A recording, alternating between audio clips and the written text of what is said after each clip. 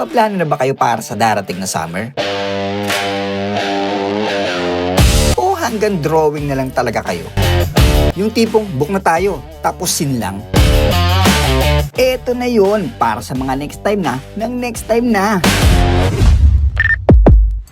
Yo, what is up? Kamusta mga Martes? Samahan niyo nga ulit kami sa isa na namang staycation na ayaw nang umuwi. Sa kanilang parking area, sa tingin ko ay kasya na ang 2 hanggang 3 sasakyan na maliliit. Pwede din naman magpark sa kalsada pero wag mong kakalimutang i-handbrake dahil paniguradong bubulusok ka pababa. Sa pagpasok mo pa lang ay sasalubong na sa'yo ang maganda nilang garden. Alam mo ba na pwede ka rito mag-relapse, umiyak, tumawa, magalit at mag-isip-isip ka na isipin na iniisip ka niya sa isip niya?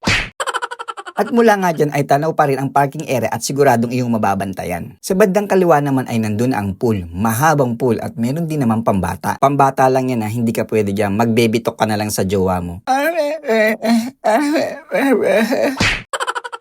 Tara, pasok tayo sa loob palabas. Dito nga sa pagpasok ay binida nila ang kanilang bar area para sa mga manginginom. Hindi nga namin masyado nagamit yan dahil di naman kami manginginom.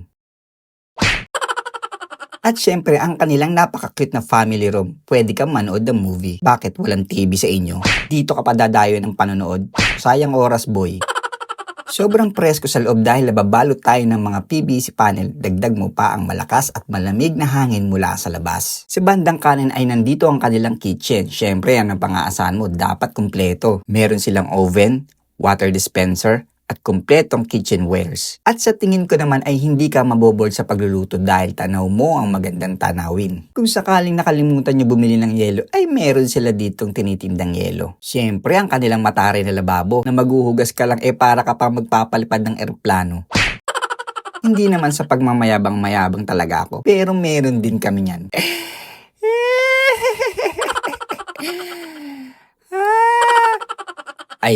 Ayan ang wala kami.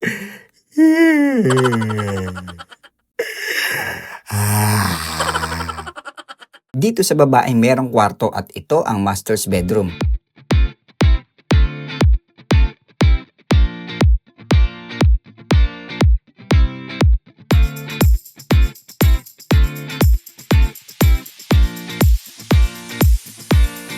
At ang banyo ng master's bedroom.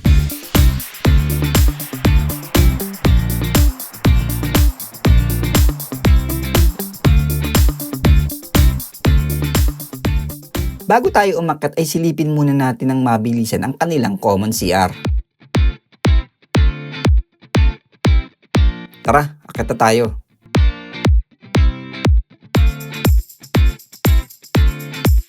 Sa tingin ko ay kasya rito ang 12 katao dahil meron pa silang isang extra mattress.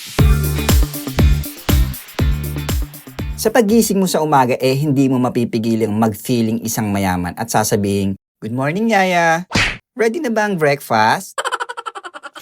Mula sa entrada ng bahay ay matatanaw mo ang windmill mula sa tanay. At yan ay kung meron kang iPhone 17 Pro Max 1TB home credit. Nakakalungkot nga lang dahil hindi mo na matatanaw masyado ang Manila Bay. Hindi pala Manila Bay to. Laguna de Bay.